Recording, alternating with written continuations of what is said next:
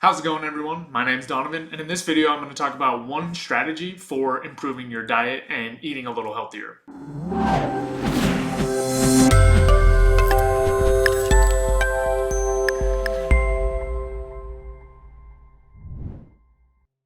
So a lot of times when people want to eat healthier, what ends up happening is they take on this big, full crash diet, right?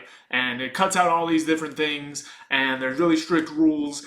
And the first week is good, the second week is good, but then the third week things start kind of falling apart, all the cravings come back, and it's just not super sustainable. It's not something that tends to work out all the time, or even if you do end up sticking to it, at the end, then you just revert back to those old habits and you kind of lose the progress. So today what I'm going to talk about is food swapping, which is an idea that can kind of help you change your diet in a way that's a lot more sustainable.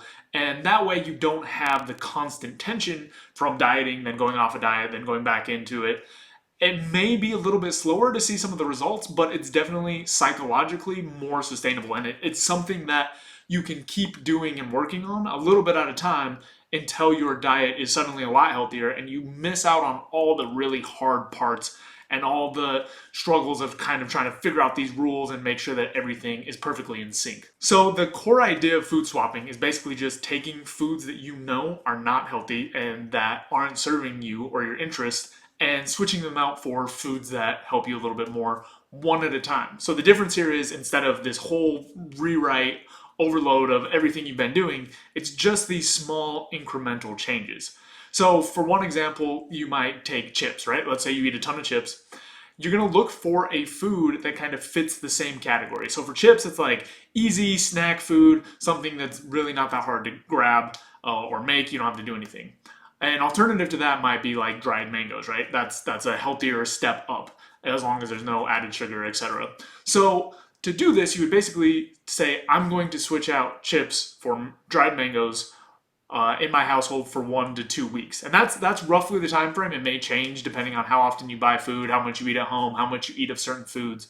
But roughly, you kind of pick a time frame and you say, for this period, I'm going to switch out this one food for another food.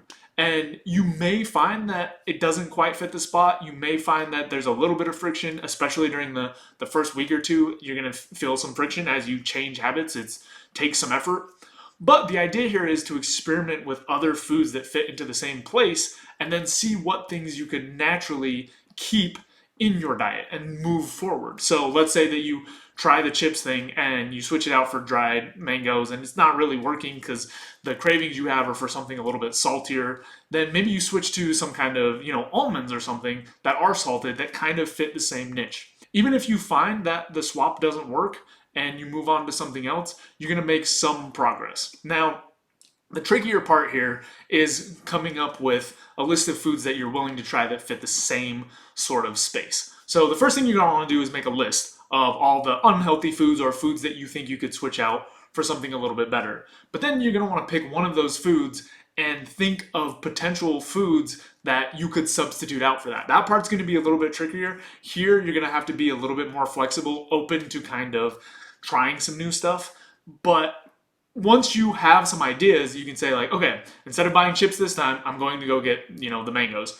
And you can do it once, trying it once, just to see how it fits, to see if you like it at all, to see if it's a thing, and then commit to this longer period, the 1 to 2 weeks, the amount of time that you need to really test it out and see if it fits into your diet. Once you have decided on a swap that you're going to make, you need to stick to that for the period that you've set out. So if it's 2 weeks, you're going to switch out no chips. For that period of time, even if it's going to be difficult, you need to stick to that piece just to see what it's like to completely switch it out of your diet. Now, once you've done that and you kind of have an idea of where it fits, you still may have cravings for the old food. You may not be fully switched over, but at that point, I think you can pretty much determine whether or not it's something you want to continue with. Again, 2 weeks isn't like a hard and fast deadline. It's just a rough guideline for enough time that you push through some of the initial struggles, right? Because the first little bit of time, it's going to be hard and you're going to have impulses to eat the foods that you're most familiar with. But after a couple of weeks, you start building new pathways and you can at least see if that's something sustainable.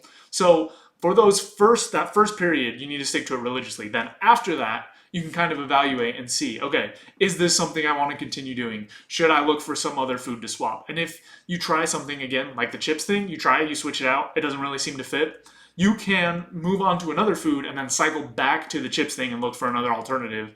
And then this way, you're really giving yourself enough options and enough variety and enough space and time to just slowly weed out things and introduce new things. Again, in the long term, this is so much more sustainable because you're not going to be fighting cravings of every single type of food. You're just pinpointing one thing at a time and finding substitutes. The other thing that makes it easy is when you're craving one specific food, you know exactly what to sub it out for, which a lot of times when you do these big diets, you'll have a craving for a certain type of food and you don't have anything to substitute it out for. Or what you end up substituting out for doesn't fit the same spot at all because you didn't have enough research or experimentation to kind of figure out what fits in the same niche. The overall goal here is basically to just shift our habits a little bit, right? So again, back to the chips thing. If you're switching from chips to mangoes and you're getting mangoes 80% of the time and then you still get chips every once in a while, that's all right. But the main point, the main thing we're trying to do here is switch our eating habits so that they're baseline healthy, and then the other things tend to be snacks or treats that come up more infrequently.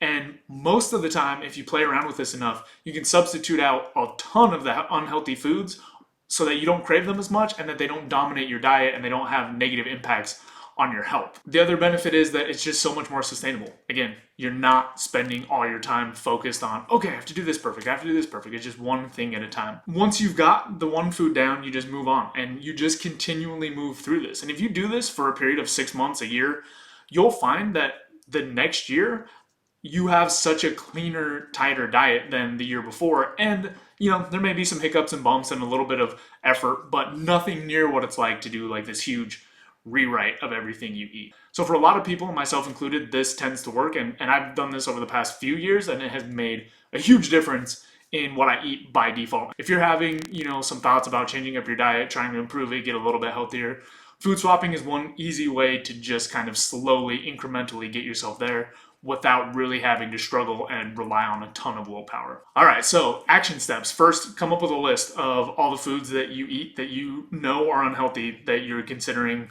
getting rid of or swapping out. Then 2, for each of those foods, come up with some alternatives that might fit into the same space. And then 3, once you've picked one food and one alternative, commit to a period of time that you're willing to stick to that and switch those out. That's all I've got for this video, so if you have any questions, comments, throw them down in the box below. And other than that, I'll see you next time. You can check out more content at howtohappy.com. Also, don't forget to subscribe so you can stay up to date on the videos. We've also got a Twitter, Instagram, and Facebook that you can check out. Reflect, take action, and enjoy life. See you next time.